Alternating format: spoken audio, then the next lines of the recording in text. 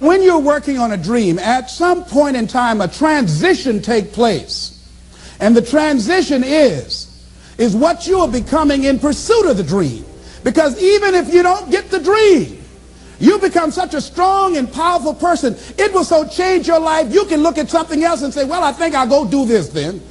Because you have now developed yourself in such confidence and such competence in how to deal in the arena of life that you can move into another area and not miss a beat.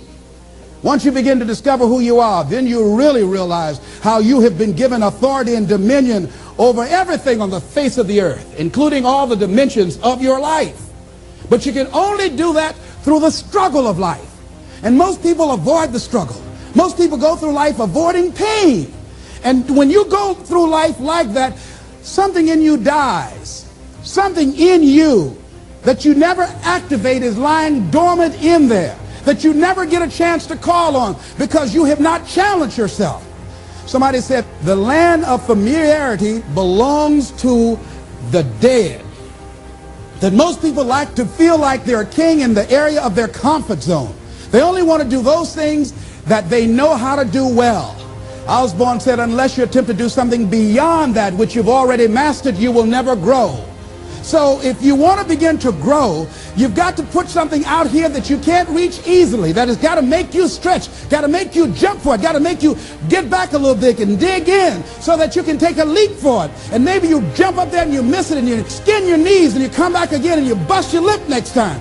But you keep on, and through that process, you learn how to leap higher. You start challenging yourself to dig deeper, and then you discover some things about you that you don't know right now. Some talents that you have in you that you didn't know that you can do. I started out just talking to kids, and now I'm speaking at corporations. Now I'm traveling. I didn't know I can do this, but had I not given myself a chance, and I'm saying to you, give yourself a chance. Here's something else. If you want to begin to make your stuff happen for you, I think that it's very important that you start trusting yourself. Listen to yourself. Listen to that still small voice within you. Don't try and make everything logical. There's some things about life that defies logic, that you just can't explain how the outcome is going to be. I think that's why Paul said you've got to learn how to walk by faith and not by sight. That once you begin to trust yourself and your ideas and your instincts, life takes on a whole new meaning, because now I want you to do that feeling that you are led. Just feel, I am led. And don't give your power away. You don't need anybody to approve your dream. It was given to you. If they can't see it, it's because it wasn't given to them. It was given to you. Hold it, nourish it, cultivate it, work on it. It's yours. It's your baby. Work on it until it comes into fruition. I gave away my power, and I said, I'm not going to do that no more. Here's something else for those who make it today. Do what you know is right. Treat people like you want to be treated. Don't try and take any shortcuts. Don't try and cheat. Pay your dues up front. I believe, ladies and gentlemen, what goes around comes around. You can pay now, or you will pay double later. So do the right thing. There might be a tendency sometimes, because of the negative part of our consciousness and our own programming, for us to want to say, well, I just do it this time. It won't matter. Won't nobody know. Ladies and gentlemen, everything matters. And you know you're somebody. You know.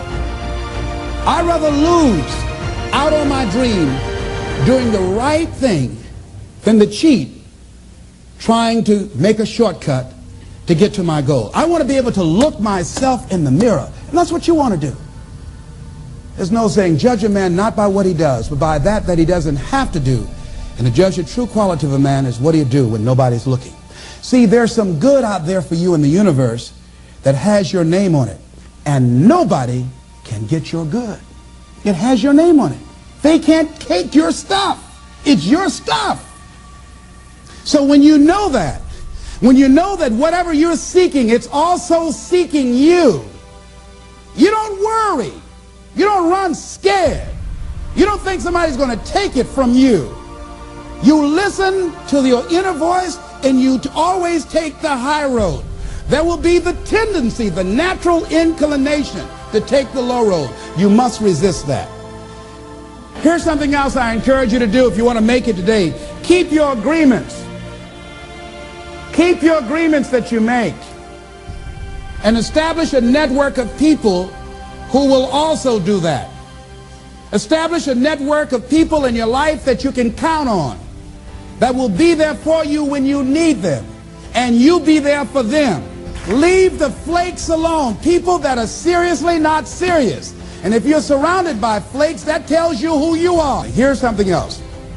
3 P's to have in your life. In working on your dream and doing your life work, you must be patient, persistent, and positive no matter what. Be positive no matter what, because when you are negative, ladies and gentlemen, you're sending out negative energy and you're blocking your good. So don't send out any negative energy. Don't take it personal. See, a lot of people have an idea or a dream and they give up on it. No, don't do that. Work your dream until it gets hot. See, most things don't happen as soon as we think they should happen. The messenger of misery might drop in on you and say hello. Murphy's Law might come by and thump you on the head. Any number of things can happen to interrupt your flow. It's okay. Don't take it personal. Just acknowledge what's going on. It's called life. And keep on working on your dream. Continue to keep on knocking, because this is your life. This is what you love. This is your passion. Step back. Don't judge it. If you judge it, judge not yet, lest ye be judged. Why? Because when you judge it, you invest emotion in it, and that emotion could be anger, and guess what? That hurts you. That doesn't hurt anybody else. So what do you want to take yourself out early for by internalizing things? Shakespeare said, nothing is neither good nor bad, but thinking makes it so. So judge not according to appearances, but right judgment, and feel that everything is going to work out for you, because you're patient, you're persistent, and you're going to be positive no matter what. Don't allow other things or people or circumstances to determine what your reaction is going to be. So don't allow people to determine how you are going to respond to them or circumstances. Learn to look at it. Look at your life right now.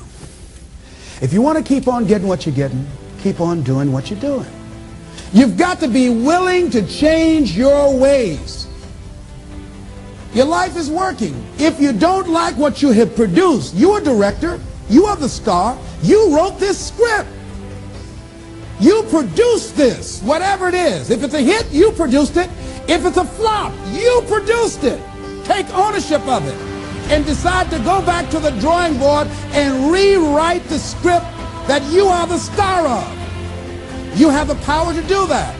On this day, you can declare that I'm going to change. As you look back on your life, you can decide that I don't like what I produced here, and I want higher ground. I want to begin to experience more love. I want to have more adventure in my life. I want something that gives my life a sense of meaning. I believe, ladies and gentlemen, if we can accept the possibility of that this is the decade of consciousness. That's what I believe that this is. The decade of consciousness, if you please. A time where we can begin to create in folks' minds the idea, the possibility that we can create a more humane society, the possibility that we can create more love, communication, and understanding in relationships, the possibility that we can create a drug-free America, the possibility that we can create the kind of respect for diversity and difference in our multicultural society, the possibility that we can begin to develop the mindset to bring out the best in people, to encourage them to achieve their greatness and support them in their dreams, that if we can, in this decade of consciousness, to begin to see and envision that happening, and that we all can play a role, that we were born for such a time as this, that we showed up for this, that we survived 1 out of 9 million sperms, and we have been chosen for this great work. What an exciting time to be alive.